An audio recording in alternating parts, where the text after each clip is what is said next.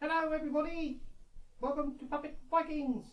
I'm Einar the Bonus, and today we're going to be talking about the Hedeby bag handles. Well, how you make a bag.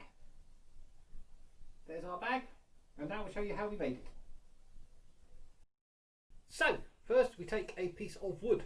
In this case, it is a section of beech, approximately 388 millimeters. We're using beech because it just happened to be a nice hardwood we had lying around. We put the template on, and then we draw around it. Cut the piece in half, and now we're going to screw it together. A couple of pilot holes, and then some screws. This simply just makes it easier when you come to the cutting.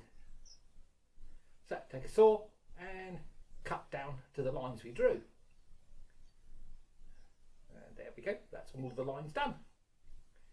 Now normally we would use a fret saw to cut the next piece out, but for some reason our fret saws have vanished. So we got this little portable reciprocating saw. A fret saw makes it so much neater. He's just making work for himself really.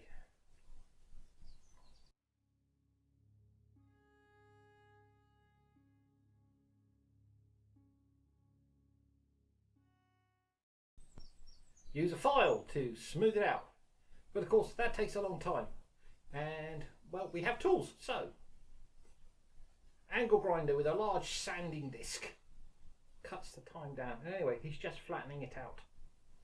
He'll do the actual shaping on that belt sander you see behind it.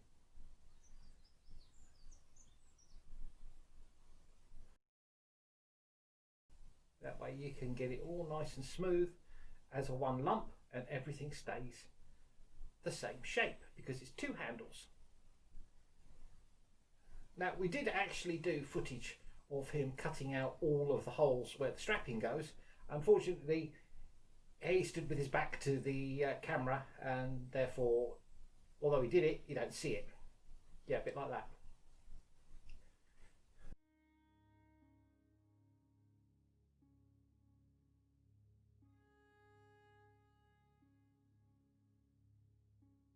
Well, you can make the bag out of any material you want. You see, there's various different materials.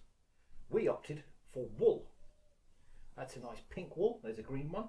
It actually is a 1974 curtain. That is a shopping bag made of calico. We're going to use that for the liner. Saves a bit of time, and we're also doing this as a budget project. So just remove the handles. We'll save them for something else later.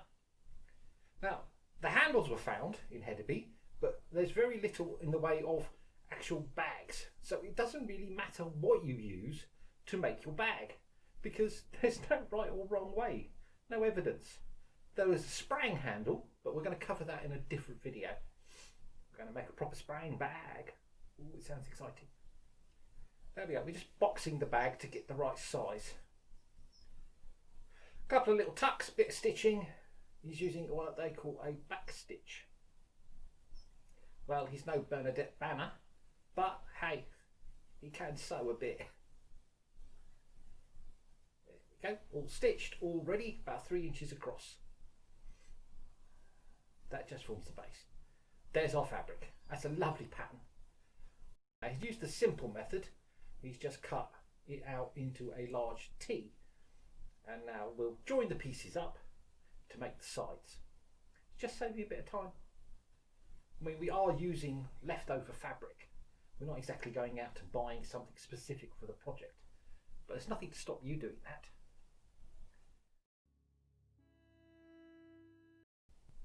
I mean, if you don't actually want to make a bag yourself, you could go to one of the many traders, like Draco's daughter. We talked about her before.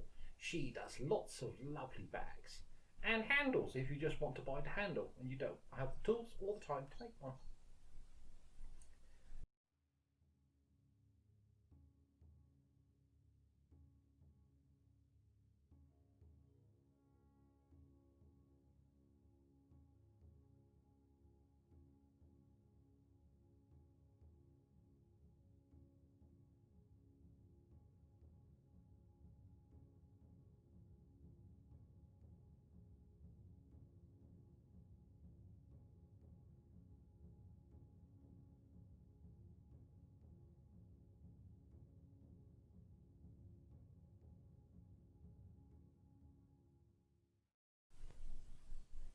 that is making the handles. That was the piece he cut off the top. Just simply folding it over, a couple of pins, running back stitch, or a back stitch. Like I said, not really familiar with all the proper terms, but he sewed it in.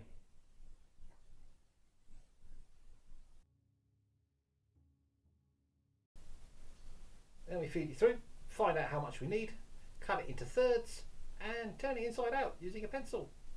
So we have the pink on the outside and not the funky curtain pattern.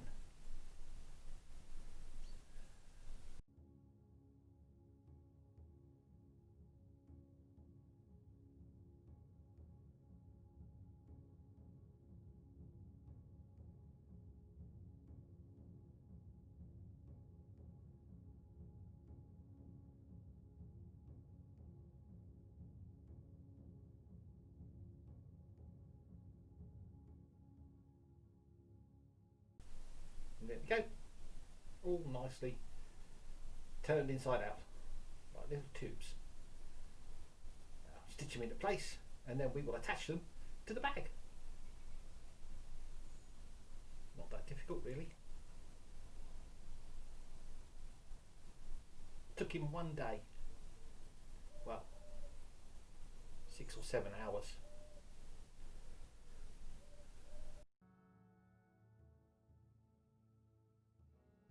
Now the largest of the bags found, the largest of the handles found was 496 millimeters.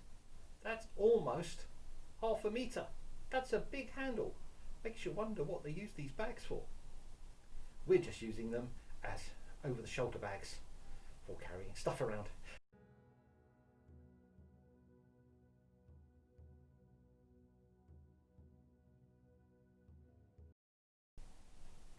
There we go, one handle in place.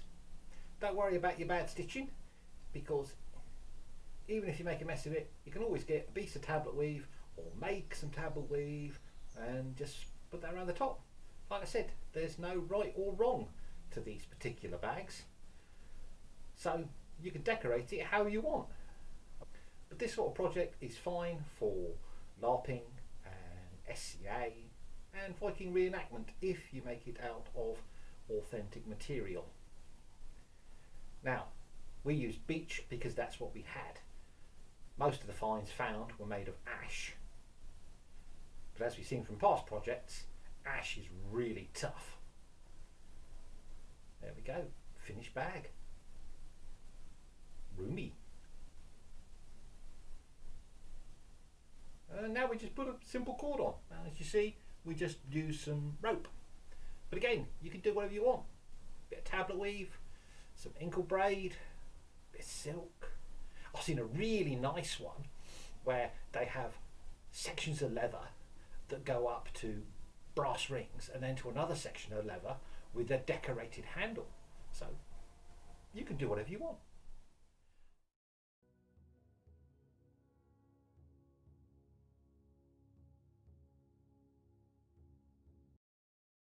So here it is, my new bag. Isn't it lovely? That's going to be so useful.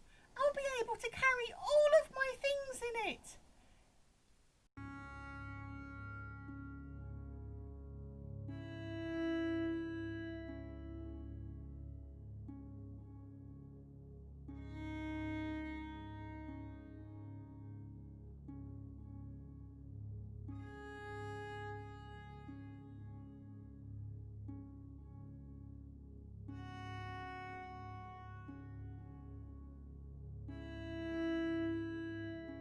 Well, I hope you enjoyed that, and if you did, please press like and subscribe, and we'll see you all next time. Thank you for watching. Bye.